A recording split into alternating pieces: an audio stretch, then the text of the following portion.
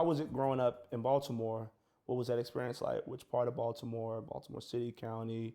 Tell me a little bit about that. Right. So I grew up actually in Reisterstown. Okay. So that's what, northwest Baltimore County.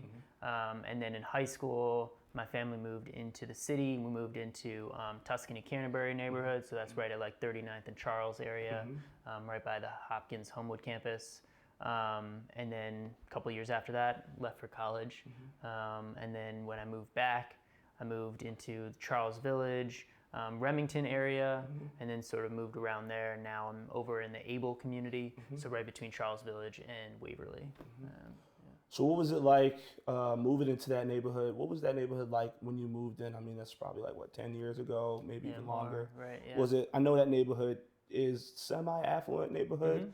Was it still like that back then? Oh, absolutely. Yeah. I mean, I think that neighborhood is known for being where I think a lot of Hopkins professors and administrators live because it's so close to the Homewood campus. So you've got a lot of that population. There's a spillover with some apartment buildings there with students and with a lot of grad students, visiting professors, things like that. So it's a funny little neighborhood that's just kind of like smushed in there. What did your parents do?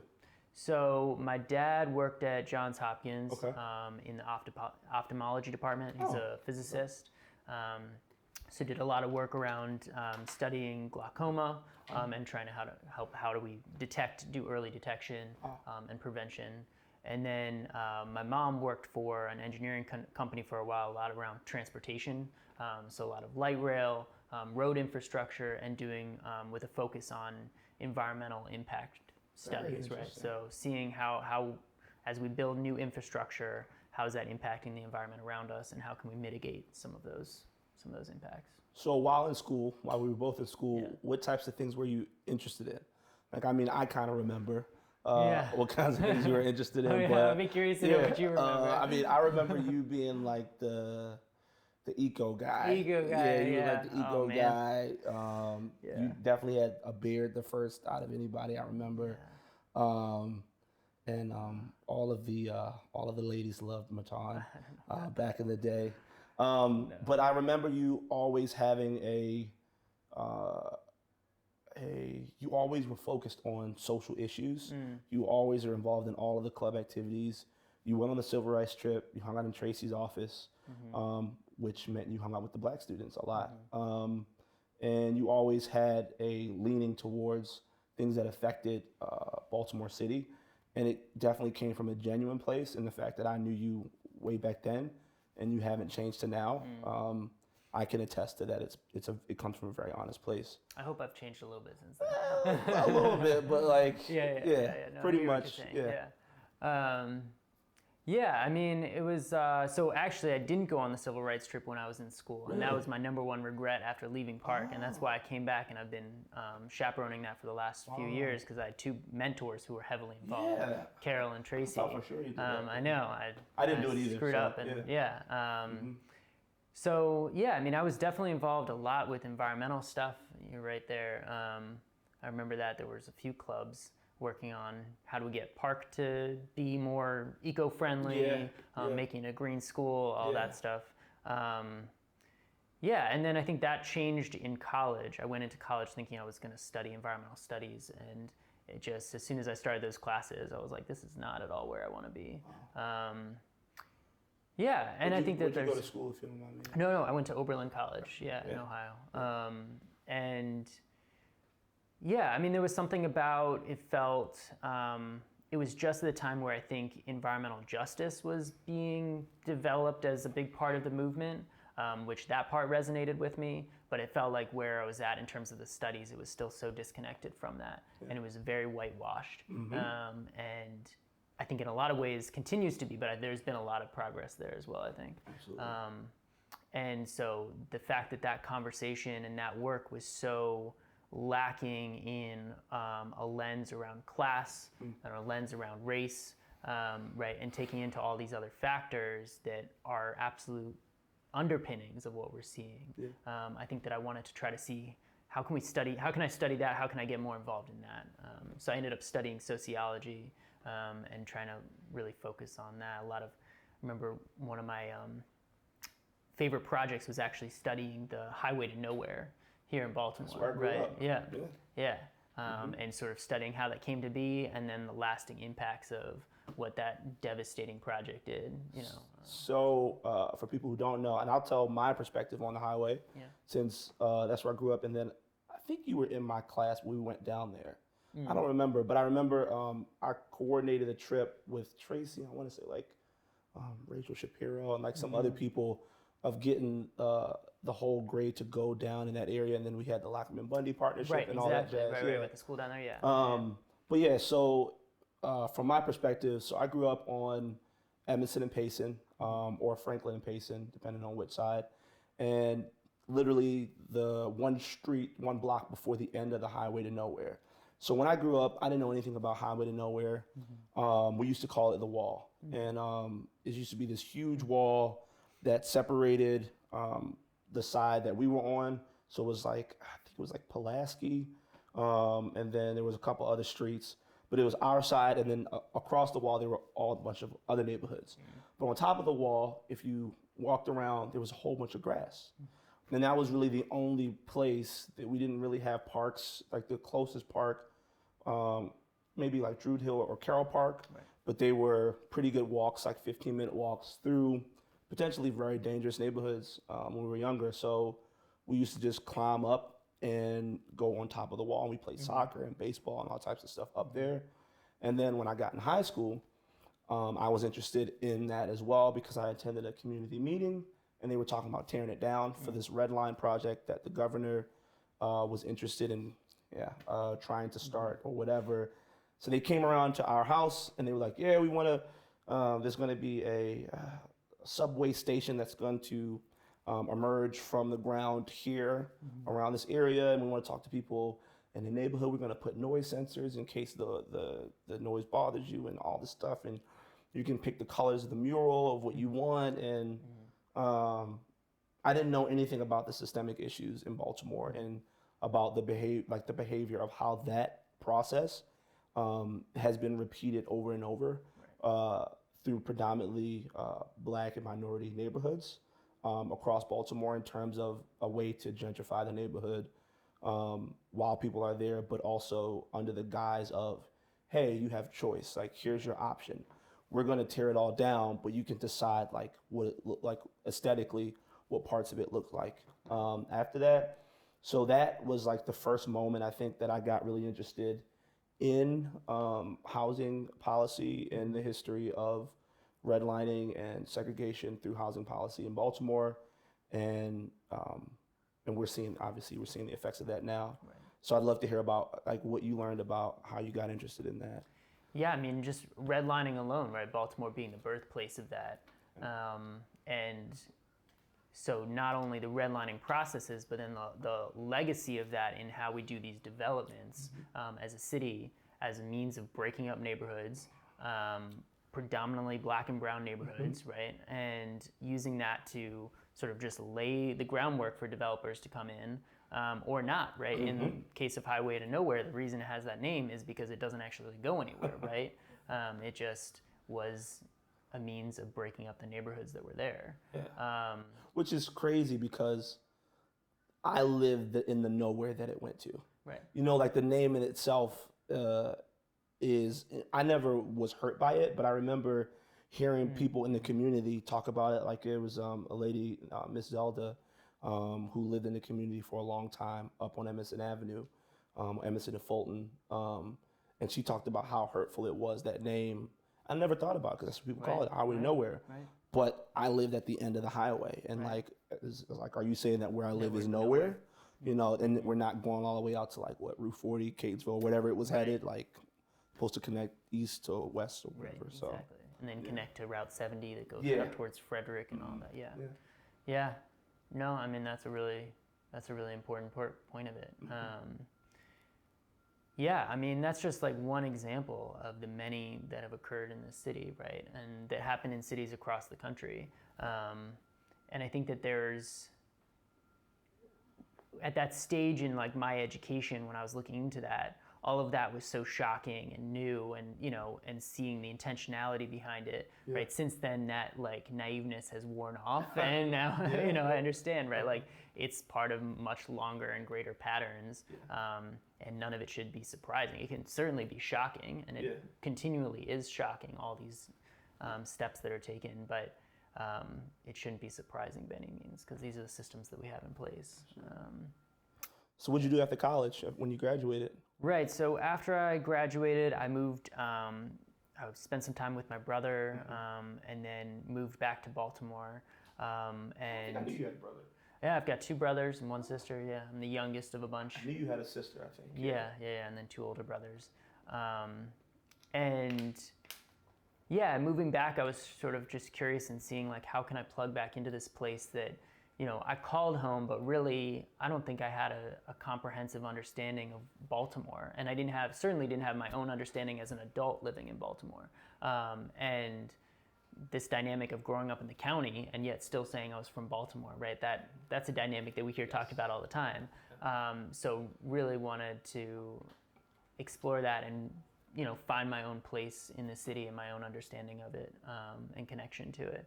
So first thing I did, I was starting to work with a program I'm actually still working with called the Baltimore Youth Kinetic Energy Collective. So it's this after school and summer youth enrichment program where we focus on bicycle maintenance, teaching bicycle mechanics, but using that really as, acknowledging that as a passion of kids in Baltimore is riding bikes. So using that as an avenue then to provide mentorship and give them a space that they have ownership over, right? We call it a collective because they own the space, really. Whatever they want to do to it, we're there to support them. New projects they want to do, new, outings they want to organize, we're all there for it.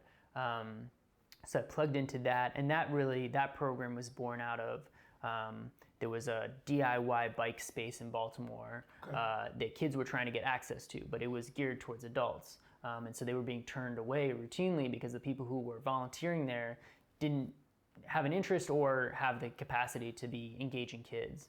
And that actually led to some like almost violent interactions between kids and adults because they were being pushed out and rejected from yet another space. And so that's where the founder of the program was like, okay, we need to have a space where it is for them, right? And they can have ownership of this. And the reason why spaces like that are so important, and one of the reasons why I believe it was probably such a visceral reaction by those kids is because a lot of the spaces that used to exist for kids are no longer exist, were shut down due to budget cuts. And then I was talking to some people who used to be physical education teachers about those programs in schools being completely cut. I remember when I was younger, we used to go to like the rec center. We used to go to rec center. I went to Federal Hill Elementary. There was a rec center attached to the back of that. We used to go there and play basketball. There was just a ton of places that you could kind of hang out. And then somewhere along the line, I'm sure it was a thing that happened, and like maybe something was passed or a budget was amended or something like that. But we felt the effects. We as in like city youth felt the effects of that in real time, in terms of there being a chain on the door to where you used to like be able to go and hoop. And now you have kids who were able to release all of this energy and tension and anger and frustration and have a safe place to be for a couple hours after school and be able to mitigate potential danger walking back home, because that's a big thing when you are younger and living in Baltimore City, is navigating your way back home and trying to figure out, okay, am I going to go this way? Am I going that way? Okay, if I go this way, I know I might have to deal with that. If you're a student that's trying to stay out of trouble or just trying to get home, and so having that place to go where you can hang out with your friends and not have to worry about whatever's happening. And a lot of these youth have parents who work late, or a parent that works late. So you might be home by yourself for a couple hours when you get home. At least if you have a space like this, you have somewhere to hang out. So there's like you're saying, like we're saying, there's systemic things that create this hole, creates a hole that exists for the city, for a certain segment of the city in which they're lacking something. And in this case, it's a place to exist and exert energy and camaraderie and build friendships or whatever and mentorship. And then thankfully there are programs like the one that you're working with and other programs that I've heard of that are trying to address this issue. Right. Yeah. Right. Yeah. I mean, it was just a few years ago that they shut down 20 rec centers across the city, right? And because of budget issues, but you know, where was the consideration of, you know, what this means to the kids who are going, to not only just that they have a fun place to be, but it's safety, it's well-being, right?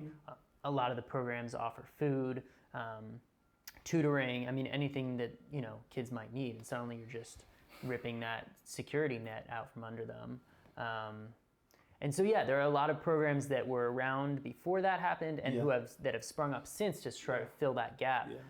And there's some really beautiful things happening. There's also some really problematic things happening, you know. And I think that it just has had this cascading effect. But, you know, so one thing that I really love about this program is that we placed a really strong emphasis on having volunteers and instructors who are from the community where the kids are coming from. That's not me, obviously. I was going to say, exactly. So what was your experience? What was the first day?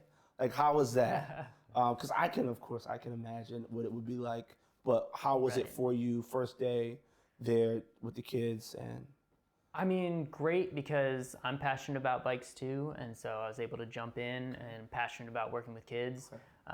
But it took a long time to gain the trust of the kids who come, right? And we're not a membership program, so kids are just dropping in and out. So, yeah, I mean, it's ongoing now. Even with new kids come in, they're like, "Who are you? Why should I trust you?" And I completely agree, right? So I think that's been part of my process as well, is creating like my new understanding of Baltimore. My involvement here is recognizing my own identity in that and my own privileges with that, and trying to carve out a space that feels right to me and feels like the right way to plug in, right? So that has meant that now I serve in a little bit more of like a grants manager capacity. I also still do instruction, but I'm like, okay, I've got connection to resources. How can I leverage that to benefit this program, right? And I'm not going to be the go-to mentor, and that's how it should be, right? I shouldn't be the go-to. If they don't have a trusting relationship, then I respect that, and they should go to the folks who they have a trusting relationship, people who've known them growing up, right? And those are our other mentors,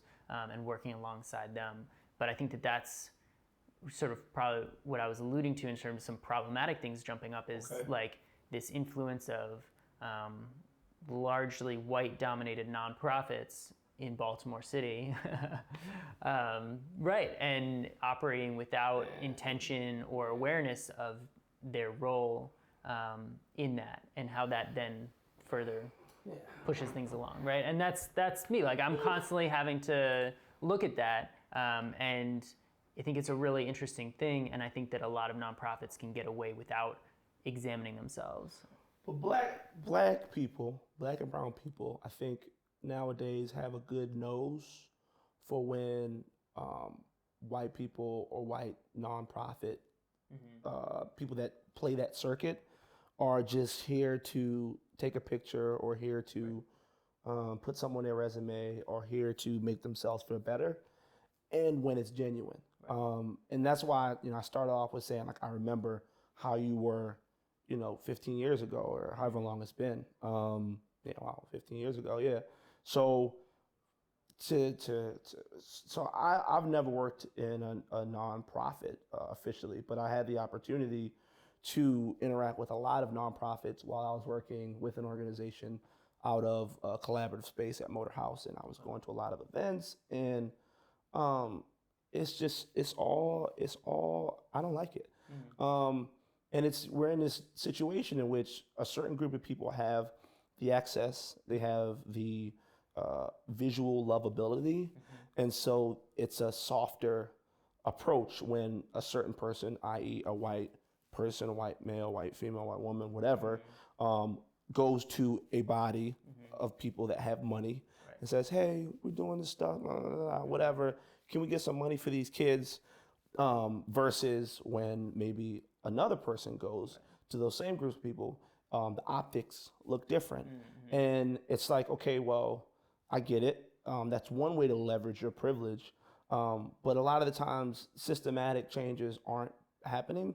A lot of it is cosmetic stuff. It's like, okay, how do we, have the best campaign or the best promo run, or we giving kids a bunch of hats with logos on them or whatever, and it's like, okay, I hear you, whatever, but there are real problems that kids are facing, and a lot of the times these kids are transient within those programs. There aren't any consistencies for a whole bunch of reasons, and a lot of that has to do with creating lasting relationships with the mentors of those programs or individuals in those programs. And yes, every once in a while, there's going to be a white professor or a white or a non-black and brown person who's able to connect with students. I had one when I was in high school, but for the most part, there needs to be representation. And I didn't understand how important representation was really probably until a couple weeks ago, to be honest. Like, I never thought it was a big deal. Like, I thought it was all about tokenism, and I was just like, I thought it was stupid, to be quite frank, because I was a token at one point for a good amount of my life, and I didn't see any benefit in that.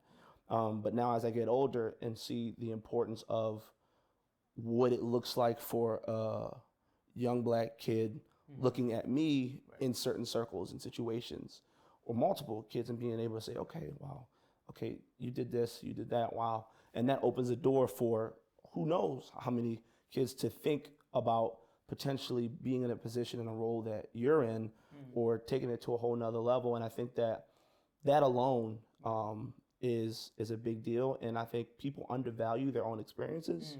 I know I did for a long time. I definitely undervalued my life, and I didn't know that my life was that people were interested in it, or that it was noteworthy or newsworthy or whatever. It was just what I was conditioned to. But as I get older and things grow on social media, and there's hashtags, and certain neighborhoods in Baltimore become battlegrounds for politics in these neighborhoods that I lived in 3-4 years ago and spent most of my life in, I'm now understanding, like, wow, this is a part of history. But few people who are in those rooms actually were in that neighborhood. And it doesn't all the time mean that, okay, well, to have a black person from Prince George's County come into a meeting and talk for black people, or talk for people of Druid Heights, or talk for people of Sandtown, no.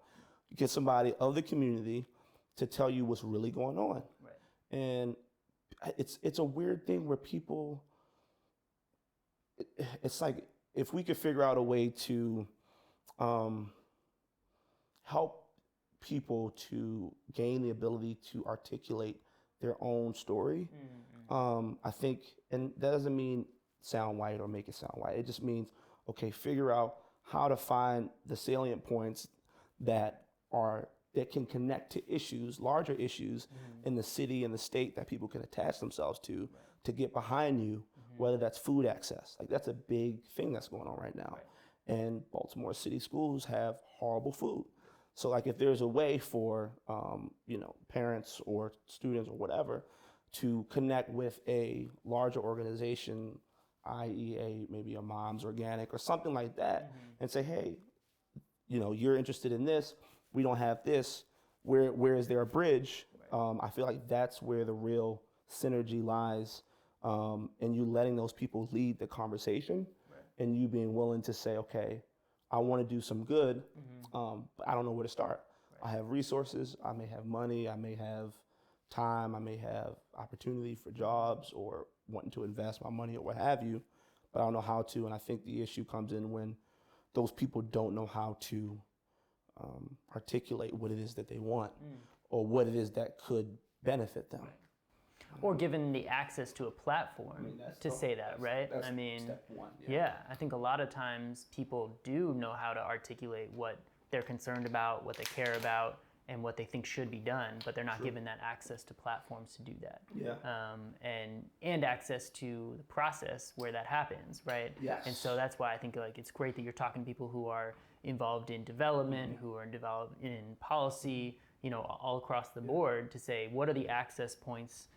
How do we change how we do development? So we have community-based, development that has a focus on equity and, community participation, and is responsive to that rather than solely responsible to outside investors who want to see the biggest return on their investment.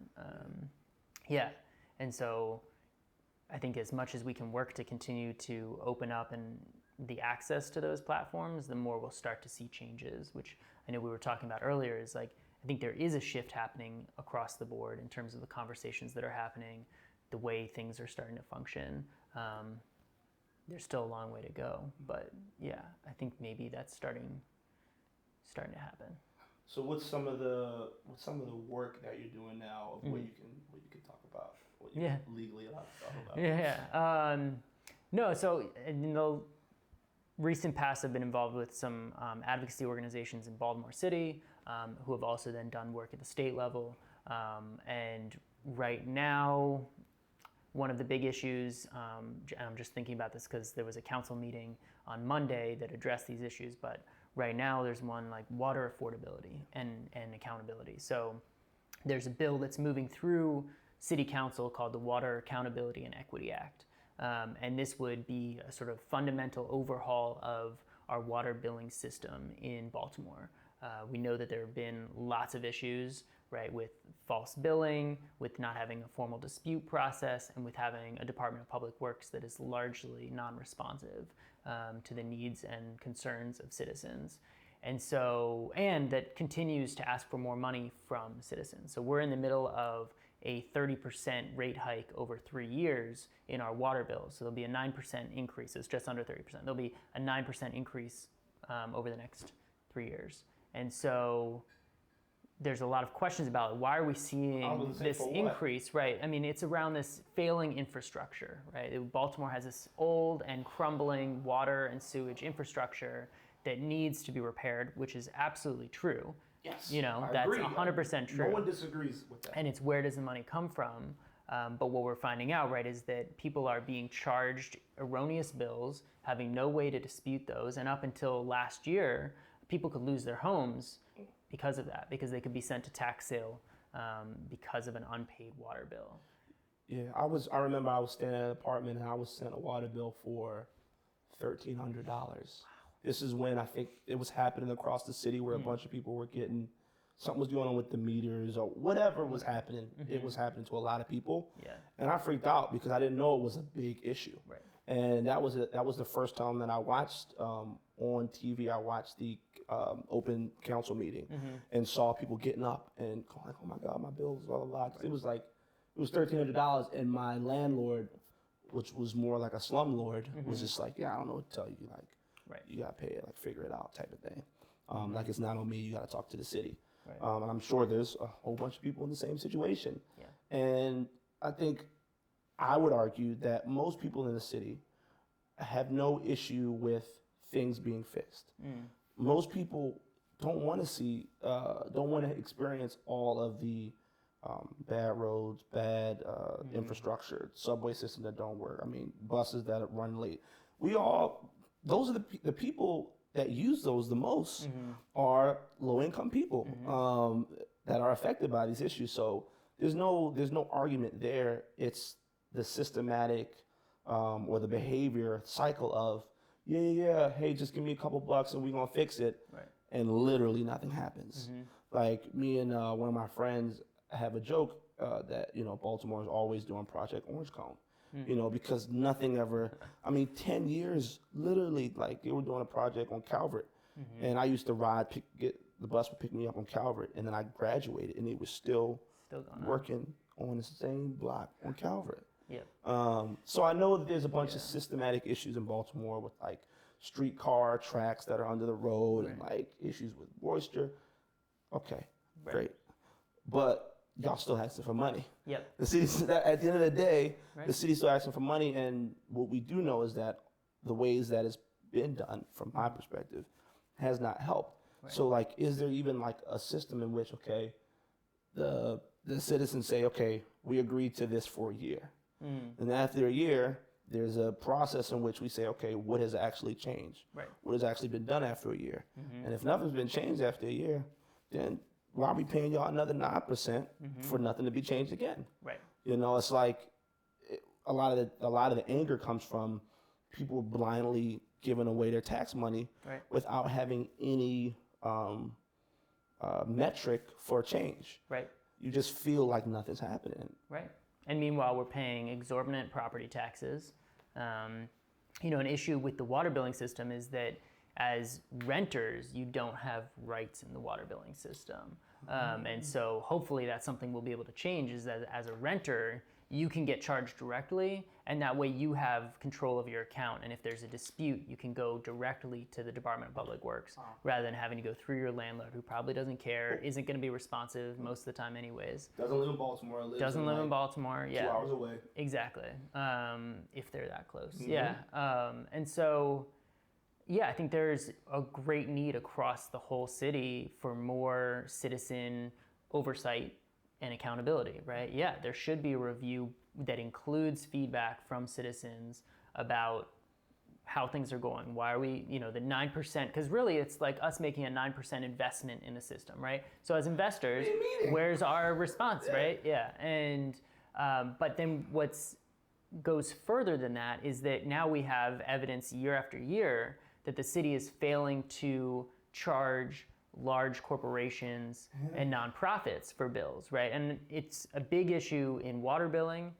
You have accounts that haven't been paid in years. You have accounts that have upwards of $1 million in unpaid balances, and there's no accountability for that. But it's not just with water billing, right? Now we also know about this pilot tax issue in Baltimore, right, where they negotiated a contract with nonprofits across the city, including hospitals, Johns Hopkins, a few others, that says we're going to give you a fixed rate that you're going to pay us in lieu of your property taxes. And so right now, I believe it's worked out that they're paying as a collective, they're paying $6 million annually for the next 10 years. So it's a 10-year agreement. But when you look at what they would be paying in terms of the property that they have and our current property taxes, that's millions and millions of dollars that we're signing away that we need for our education system, that we need for our infrastructure, that we need across the city, that then we're burdening residents, individual residents, often from low-income communities the most, that we're targeting with burdening with these huge amounts of money that the city needs. So I think the city often operates from this place of feeling like operates from scarcity, but that's not true. It's just that we're not collecting on the money that's there. The city seems, I'm not to interrupt you, but the government seems scared of these big corporations. I get it.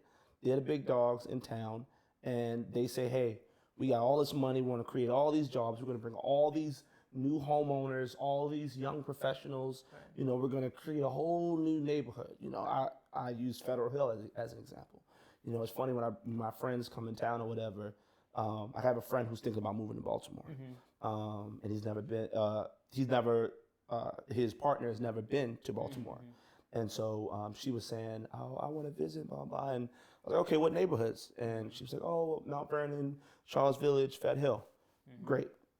I understand. I'm sure when you Google it, those are the neighborhoods that come up.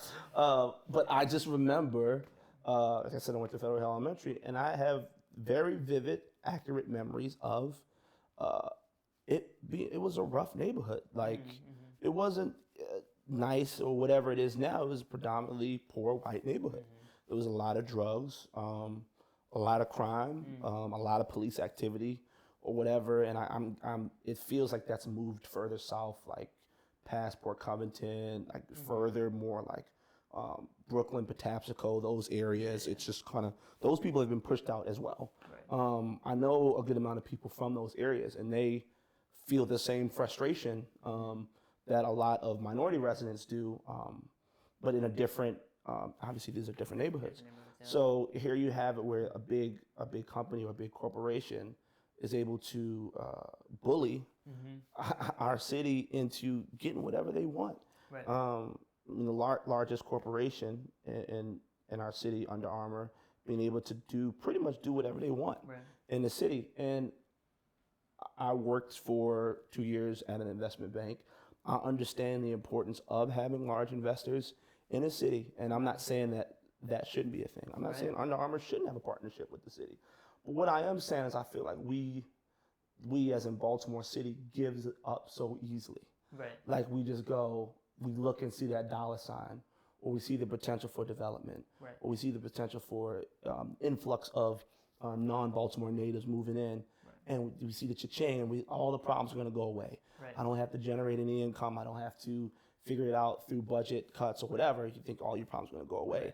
And then what happens is you just have a wider gap, and you have an angrier low-income community or citizen base, and you have this super ignorant base that has no idea about the issues, wondering why these uprisings are happening, wondering why people look angry, wondering why all this stuff is happening, because they're not from Baltimore. And so I think that a level of education on that end is in need in terms of educating those people who are non-native to the city to understand this is the city that you're really coming into. Right. Like, yeah, you moved into Federal Hill, but you in Baltimore. Right. And here's the history. Here's the history. And the impact of you moving to this neighborhood. What is that? Yeah. Absolutely. I mean, I think that I'm hoping that there's a shift starting to happen in terms of elected officials starting to feel the pressure from people saying, no, enough is enough. Like, we're actually going to respond to these things. We're not going to let this. I mean, even Port Covington, that passed, right? But that wasn't without a fight. People fought hard and for a long time. And, I have to give them a lot of credit for the folks who were involved in that. And unfortunately, it's still passed. But I think that there is that building of energy of people saying, no, enough, right? Like, we need to change this. We need to have a say. And I think it's about connecting people to that, and also demanding that there's a response from our leaders and from these large investments. But I think you're right. There's a fear among city leaders of these large investors leaving. There's this narrative of that, well, if we do that, they're going to pack up and they're going to leave, which just isn't true. It's not going nowhere. And especially when you compare to what they're being charged in other locations in other cities, right? It's not like everybody's giving off these huge write-offs. And people don't know there was nothing in nothing. See here, I'm using that word again. There was a bunch of abandoned industrial warehouse spaces. There used to be a Walmart over there. That was a horrible Walmart that is empty or closed out, and there's just a bunch of industrial space. Right. So I know, and I remember I took a class when I was in high school, and there was a bunch of toxic waste dumped in that area, so a lot of the ground was actually toxic, so it couldn't be worked with. So anyway, I'm sure they got it for cents on the dollar, in terms of buying up all that land. So that's just to your point of they're getting it cheaper here, right? But for some reason, there is this narrative of fear of we can't do it ourselves. Of if this giant corporation were to just leave, everything would end. Well, and I think that they're fearful that if one leaves, then it's going to start this domino effect of all the other ones leaving, right? I mean, it's the same. I know that big educational institutions fear with that with enrollment. They see, oh, well, as soon as you start to see a decline in enrollment, it just starts to snowball, and suddenly you're in really big trouble. And I think it's the same thing. It's that model of, well, one goes, then they're all going to start going. But that's just not, I just don't think that's true. Yeah. What would a healthy relationship between, hard questions. Yeah. What would a healthy relationship or a healthy partnership between, i.e. a Hopkins or an Under Armour, using those as some of the largest and most far-reaching companies or nonprofits? Still funny to me that Hopkins is a nonprofit. And I would say, what would a healthy partnership look like? I know there's a bunch of initiatives that Hopkins has. I met people on various boards and had various conversations about different pilot programs in which they're trying to create more economic access and level the playing field. All the lingo. It's very funny to me.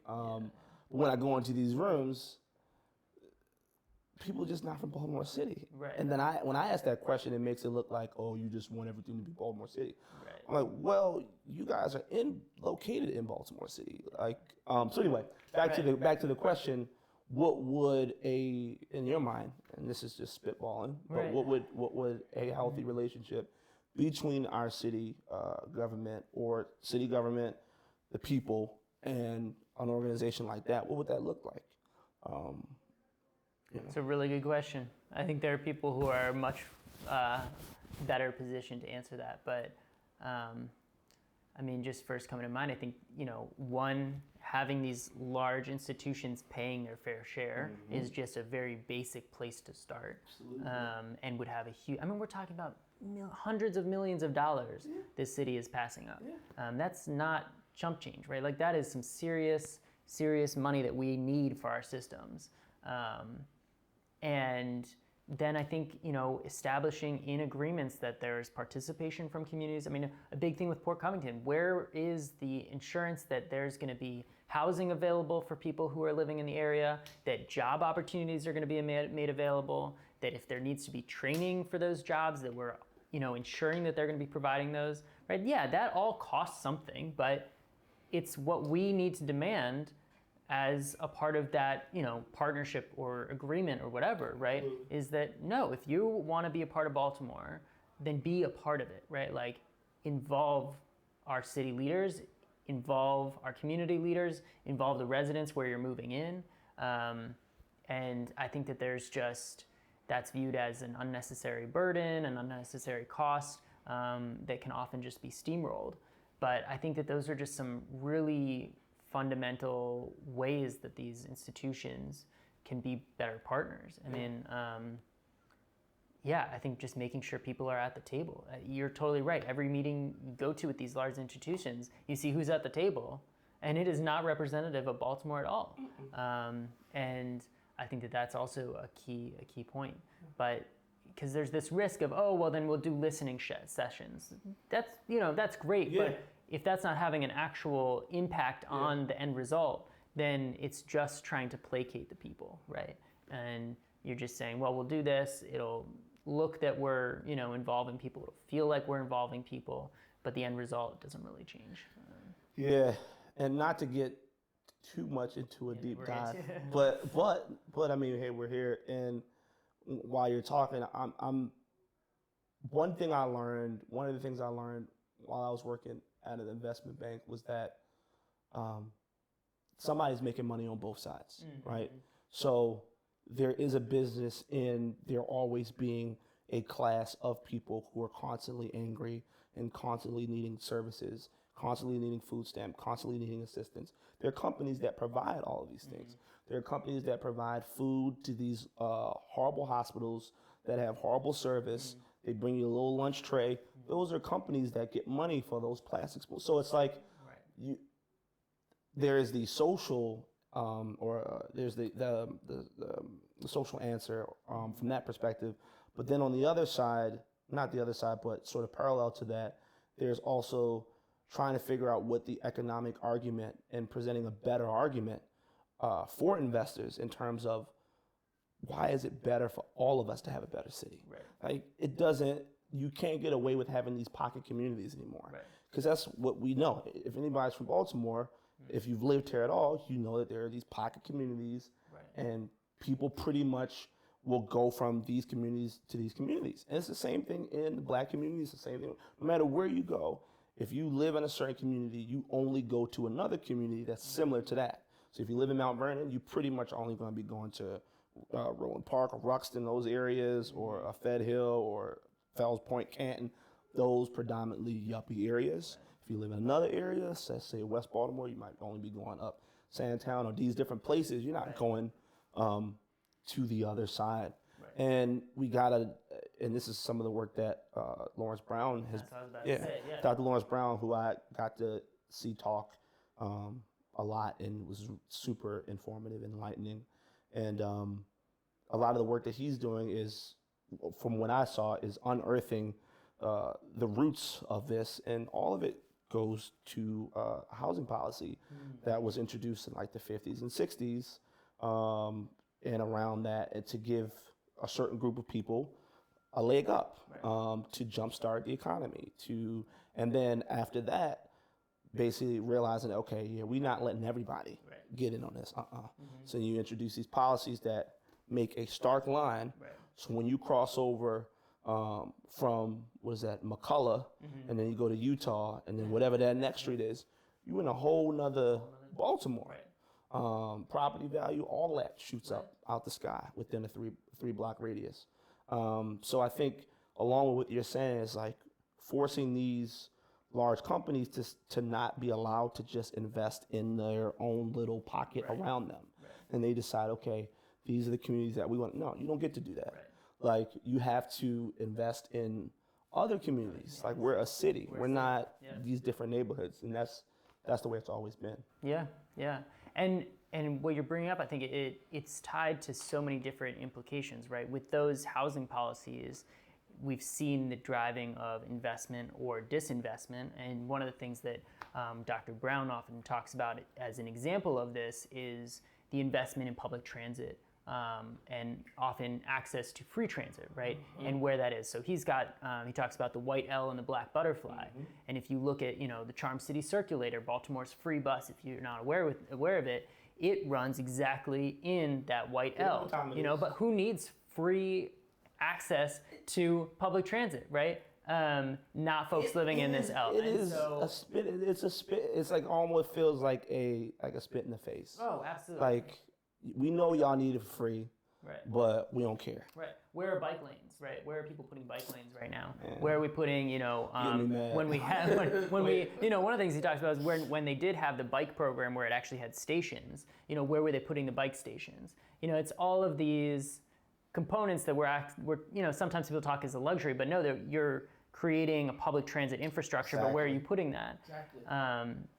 But it's not just tied to transit and housing, right? That carries over into much bigger implications when you talk about public health, which I worked at a public health violence prevention organization for the last 3 years, right? When you talk about public health, you're really talking about the whole system. And that's why in Baltimore, within 2 miles, you have a life expectancy that's different by 20 years, right?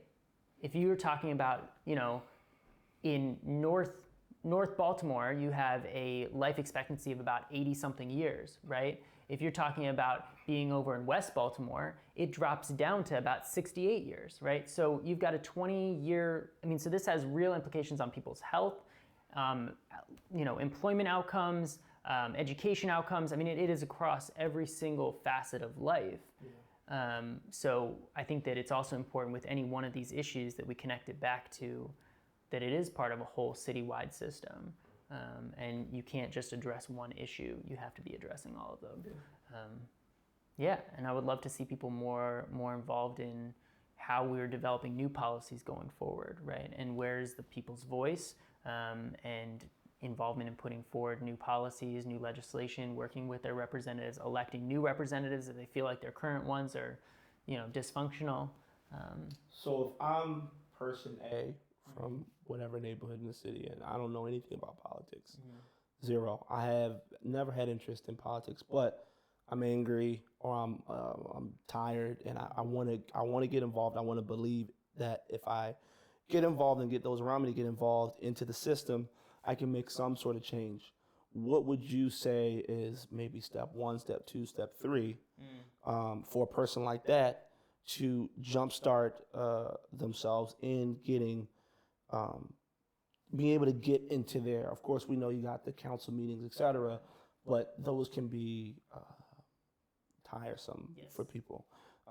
So are there ways for, I know there are, but what are some of the ways from you having gone into some of these sessions and being in almost 2 different worlds from a organizational standpoint that you think would be a good use of people's time? Yeah, first step, I think that people should look up what district they live in, both city council district and your state legislator district, and then learn who those people are. Most people don't know what district you live in or who your representative is. And I don't know. There is no shame in that, right? No idea. Sometimes people are embarrassed by that, shouldn't be embarrassed at all. It is not information that's often made accessible. there's really, unless you're involved in it, there's usually no reason to know.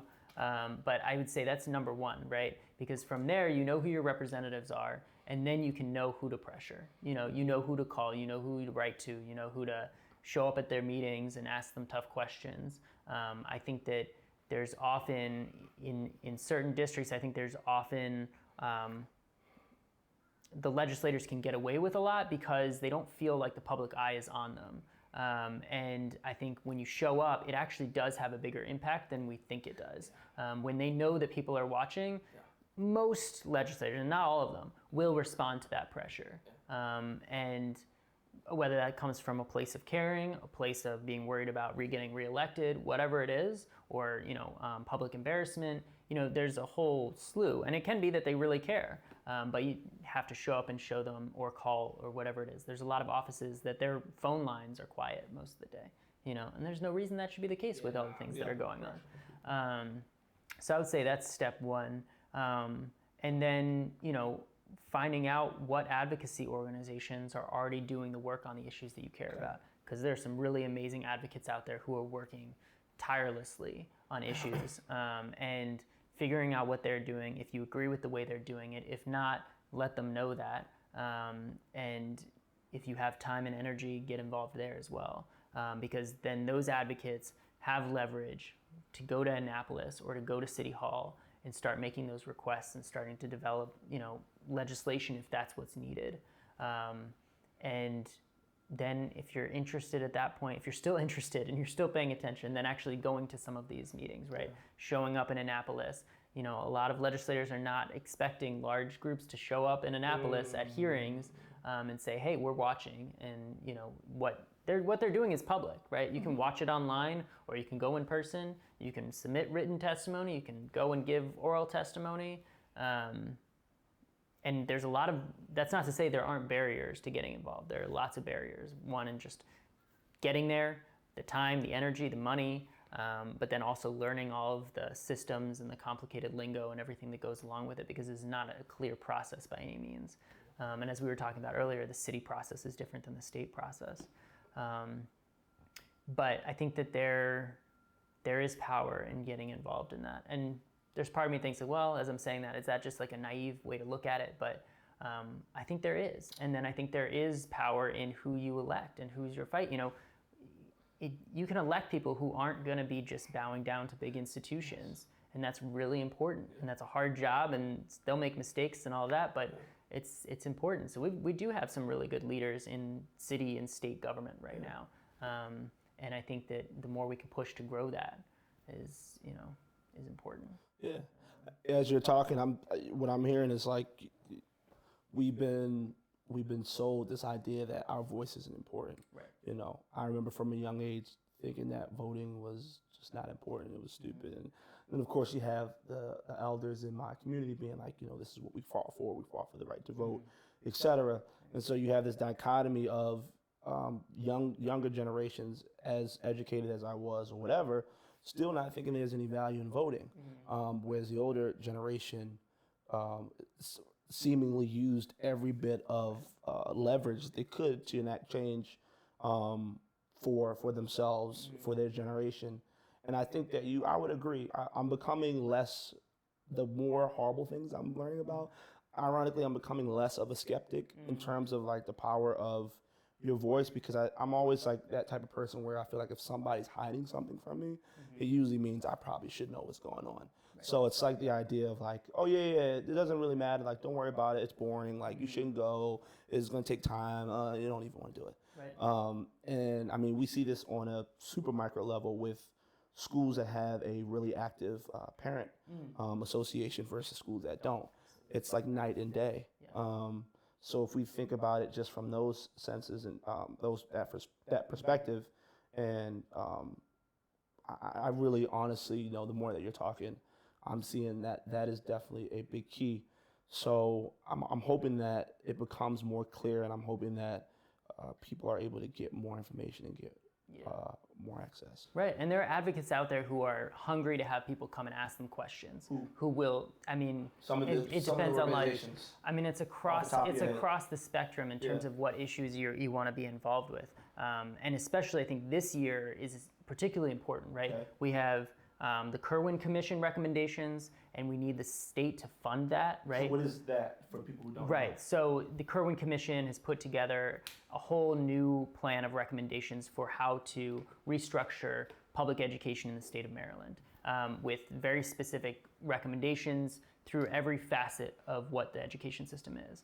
And there's been a lot of work on that, and I think there are really strong recommendations in there. It's worth checking out, but it's going to cost, and as it should. Yeah. And so the important part now is they're going to hopefully pass the recommendations in Annapolis this year, but then we need to have funding for it, and that's the big piece. And so there's groups that are working alongside the Kirwan Commission who have plenty of information and can share that, but I think that's a really important one. We also have the 2020 Census coming up, which I think that there is...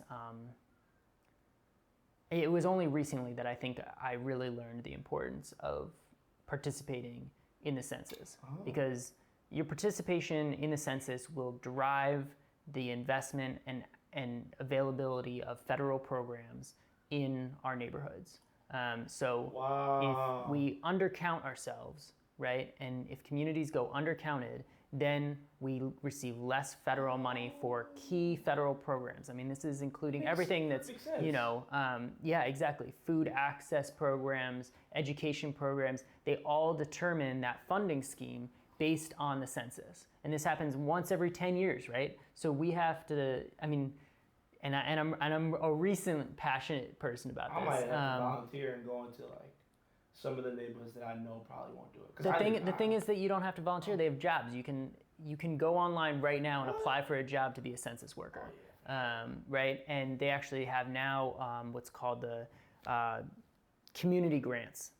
So small organizations, you don't even have to be a registered organization. You could just be a group of people. You can apply for upwards of anywhere between a few $100s to $5,000 to do some sort of census-related outreach, right? So this could just be you and a group of friends put together a proposal and submit it, or it can be an organization. You don't have to be a nonprofit, registered nonprofit. In some cases, you can request an iPad, and you actually get to keep the iPad after the whole. So if your organization or your group needs something like that, put it in your application. You'll get it.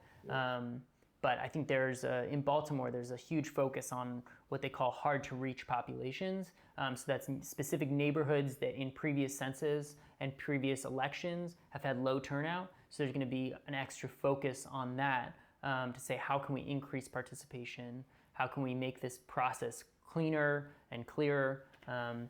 Because again, that is going to have an impact on what funding we get from the federal government over the next 10 years. So if you are passionate about that, I think there's opportunities. I do. And I mean, in terms of other ways to other organizations, I mean, it really depends on the organization. If you're passionate about these water issues, there's the Baltimore Right to Water Coalition. Is there like a list of all? Is there like an advocacy website list? That'd be nice, or something, right? Like a little glossary that you can click on and say if I'm interested in food access, boom, here are all the food access. Yeah. Not that I know of. Wishful thinking. Yeah. I mean, there might be. I just might be unaware of it. But so there's that. Yeah. Okay. Last question. Yeah. What would you say is if you had to choose the single most important issue that is facing Baltimore, or Maryland? It's up to you. I know you're doing work on both, but the single most important issue that also relatively can be solved or can be tackled. What would that be? Just one, huh? Just one. No, I mean, I think that there's so many, but I think that one that I would want to highlight, because I think it's on everybody's mind, is violence. I mean, that's on not only people living in Baltimore, not only Baltimore leaders, but across the country, how the city is, understood and painted. A lot of that conversation comes back to violence in Baltimore. And so for the last few years, I worked for a violence prevention organization, and the local replication of our model is Safe Streets, right? So this is a public health-based, evidence-based program that works on early prevention and intervention with violence. And it works. If you have the proper investment and the proper participation, it works. We've seen this cause reductions of up to 73% in violence in neighborhoods where these programs are working.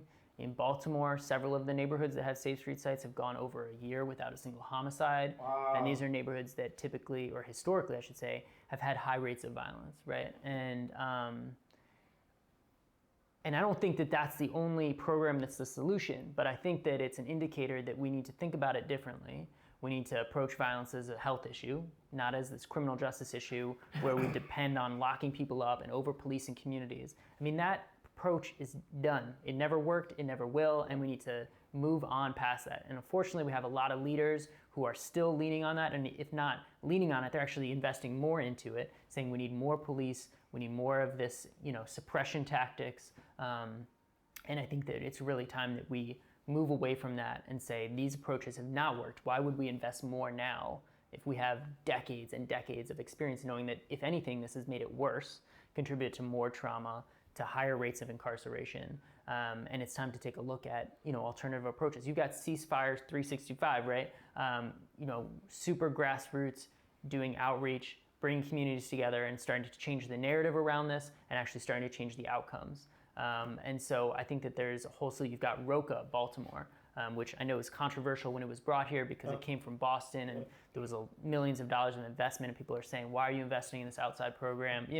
Which I think are all valid questions. People have a right to be suspicious and to be angry and saying, we have things here, not to discount that at all. But I think, they are working with individuals who are at highest risk of involvement in violence, and I think it's worth asking them how it's going and going back to them and saying, because they're bringing in a different approach, right? They're doing that early prevention, they're doing, a health-based model, and saying that, no, this involves conversations about trauma, it involves conversations about these systemic issues, right? Why is it that violence is typically clustering in certain neighborhoods, right? And how can we start to dismantle some of those conditions, right? Some of it goes back to housing policy, it goes back to public health policy, it goes back to all of these investments, right? And so just changing the narrative and changing our approach. I think that for Baltimore, that's going to be critical, but that's just one issue. But yeah, I think it's I think that it's because there's so many issues. I wasn't even thinking about that, ironically enough. Right. But who's going to disagree with that? Right. I know that is I think the best access point for people who have no stake in Baltimore communities, but are afraid of the city, but may work here, may have businesses here. So, okay, if you're worried about your business, if you're worried about your clientele, if you're worried about walking down the street, whatever. Right. These are organizations, these are the advocacy programs that are actually driving that number down. Right. That's making your business more profitable. Right. So here are the things that you need to be doing to support those businesses. Yeah, and I think that, again, like as I said, now I'm reflecting on what I said, I think that it's critical to say it's not just one issue, right? You can't just say, okay, we're gonna address violence now and then we'll get to the others. It's complicated, but you gotta get to all of these facets at once, right? If you're not increasing investment in education systems, then they can't work hand in hand with, food access and with job opportunities, right? It has to be this holistic, this is lingo again, but like this holistic approach. No, but I hate that that's become this lingo, but it's true. You gotta make this wraparound whole system approach, because just because you are providing early intervention and prevention violence programs, if they don't have other programs and other resources to direct people towards, then they're gonna fail. If you have an education system without the violence reduction strategies, then kids are showing up having experienced trauma and they're not showing up to school. You could have the best school in the city if your kids are coming from communities where they've been exposed to violence the night before or previous in their life, they're not showing up ready to learn, right? Walking to school. Right, and I know we've talked about this before. And yeah, exactly. You were talking about the routes to and from school, right? That's real, especially when you're, I was fortunate enough for my mom to fight tooth and nail to get me into a independent school, and a school out of my district because of the, you had to go to school in your own district and all this, that, and the third. And I think my school was Harlem Park, my local school or whatever, which at the time was like, ooh, I mean, it was real. It was real, and it was, there were a lot of, that was a symptom of the lack of resources, the lack of attention, the lack of, and like really not just that, but almost fanning the fire because that's really what a lot of times what people in the community see police as. Police, a lot of times it's like, they're aggravating people who are already mad. Like, I'm already heated because my bills, because my job, I just had a long day. I got to figure out what I'm going to get for the kids for food, or I just got beat up on my way home, or I don't know this, whatever. Parents system, whatever, all the issues. And then on top of that, you trying to give me shit walking on my way home. Oh no, I'm finna turn up now, right? So it's like, that's what we see, and a part of me, the conspiracy Zeke, thinks that, it's all orchestrated and somebody's making a bunch of money. I know that to be true, but another part of me knows that these are systems that have been in place that at one point definitely were specifically put there in order to not have to manage the problem, not fix it, not deal with it, manage, and then companies see that and then they profit off of it, which is why Black and brown people in the city have this visceral distrust for any organization from the outside, because we just know, oh yeah, y'all just come here, make a little money, put me on your website, click, click, click, I'm here, and then you're gone, you roll out, and I'm still here. So I think I 100% agree, and I hope that organizations like the ones that you've been talking about are able to get more support, and communities are. I'm with you. I'm seeing so many more young people my age, who are from a lot of these communities, who don't have the typical backstory of maybe someone like myself, who maybe went to a independent school at some point, who may have went to a different experience, but now understand the importance of there being a liaison between the community and these organizations that's able to fight for them and see the importance, and has that social capital in that community to gain the respect for people to be like, okay, this person's saying it, okay, all right, cool, this is what we got to do. Right, and to facilitate those conversations about how, so often we talk about reform and reforming systems. That idea's got to be thrown out the window.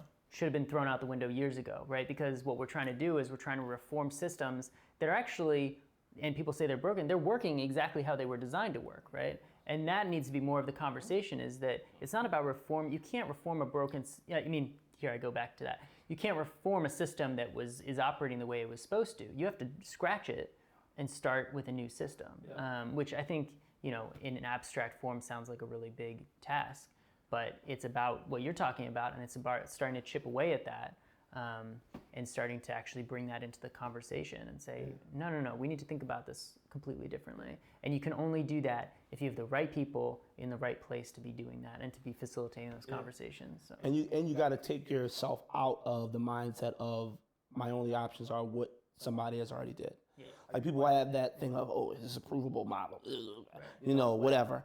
I get it. I understand money is involved, investment is involved. But a lot of these provable models are things that they don't work. Right. So it's like, I joke about how the streets of Baltimore are literally a metaphor for the city. Like, these underlying things that everybody knows is there. You see the little lumps in the road, but we just drive on top of them and we get mad, but nobody really knows what to do. And the city just comes around, digs it up a little bit, does a little thing, right? Put some stuff on it, boom, boom, boom, makes a little money, and keeps it going. And we happy for a second that the block is fixed. Oh my God, it's so smooth. And then it rains, and then it's destroyed again, and we mad again. So we stuck in this cycle. So it's like somebody has to decide, and somebody being people in the community have to decide, okay, we are gonna have to deal with the fact that it's gonna be a painful process of digging it up. The city and I want people to stop, including myself, when we say the city, usually people are talking about the city government. And the other side of the coin is that now we're going responsible as much as the city government along with them. That's the thing. It's not like you got to choose. Either you're going to put it on the government or you're going to get involved and say, okay, I'm now equal stakeholder. And so that means I got to put in as much effort as I can to fix the problem. So I think that looking at ways to crowdsource the labor or crowdsource the investment into these programs or into these fixes just makes people more stakeholders in their own communities, instead of just going like trying to get company B to go, okay, we need you to go over here and build this thing. Like, why don't you train the people in the community, get them to help them start their own business, and then hire them to fix their own thing? Because Lord knows, when my mom used to pay the kids in her community to clean up, those little kids be fussing out anybody who lit it on the street because they just swept it. So it's like, we know that when people are a part of the process, they become more of a stakeholder. But when they aren't, it's distant. They don't know what's going on. Right, and there are really amazing, beautiful things happening at neighborhood level, at community level, with organizations, but also with individuals. And I think that often doesn't get talked about or highlighted, and there's a lot of that happening. And so it's not, at the same time, I'm not surprised when I talk to people and they say, well, I don't vote, I'm not going to vote, I'm not going to participate in that system because what has it done for me, right? And there's no argument with that, right? Absolutely. And so I think that there's a lot of work that needs to be done to make the link, saying you actually potentially have more of a voice than you think, right? This is the way it has worked, but if we all came out and made it clear to the people who are leading, that no, that doesn't fly anymore. I think there's potential, but again, I can't blame people for saying no. I'm not participating in a system that has actually done more harm than good over the years, and so, yeah. Well, I mean, here's the after all that depressing stuff. I mean, here's the hoping. I really, especially after our talk, I mean, just hearing all of those organization and advocacy things, and the thing about the census, once people get information and then they can now have a route of where to put their energy, it changes the whole conversation. Because a lot of people are frustrated. They just don't know what to do. It's like, yo, I want to do something, but I don't know what to do. So I'm just going to do whatever it is that I know. And a lot of the times, whatever it is that they know is illegal. Until it becomes legal, and then people make little dispensaries out of it. We don't get into that because I get heated every time I drive out one. We could go there. Because I mean, anyway, that's a whole another issue that I definitely want to talk to you and talk to a bunch of people about, because Baltimore in particular, the rate of arrests that are possession of marijuana for the last X amount of years, and people getting 15, 20 years, 30 years life. Right. And now y'all asking me if I want to invest. It's nasty. Right. I can't. But so when people see stuff like that, it's like, okay, well, how do we leverage the fact that we know people are motivated by them seeing returns on their investments? So somebody is talking about, okay, well, helping communities start their own businesses, and being able to say, okay, well, we have these 3 businesses. So if you want to come in this community, you got to pay up. You got to go to these 3 businesses. You got to do business here, this, that, and the third, so that people can generate income and then have more of economic, what's the word I'm looking for? Economic, not individuality, but economic independence. Exactly, that's the word I'm looking for. People can have that more than just this feeling of getting a handout. So anyway, I'm positive about the outlook, even though every time I drive somewhere, I see a new building and a new loft and a new high rise. I'm hoping that people decide to stay in the areas that they're in. I tell any family member that I know that owns a house in a neighborhood that is seen as a whatever neighborhood, please, if you can, stay. Even if you don't live there, pay the property tax once you own it, and keep ownership and keep it up or whatever, because when the neighborhood flips, we need people that represent what the neighborhood maybe used to have been, or a part of that neighborhood, to be there in order to fight for access for people to be able to come back to those neighborhoods. But no, it was a great talking. I mean, yeah, there's so much more we could talk about too, but yeah. Hours. But I really enjoyed it. This was part 1, part 0.5, I guess, at this point, and we'll definitely talk to you again. Right. So, man, I appreciate it. Absolutely. Yeah.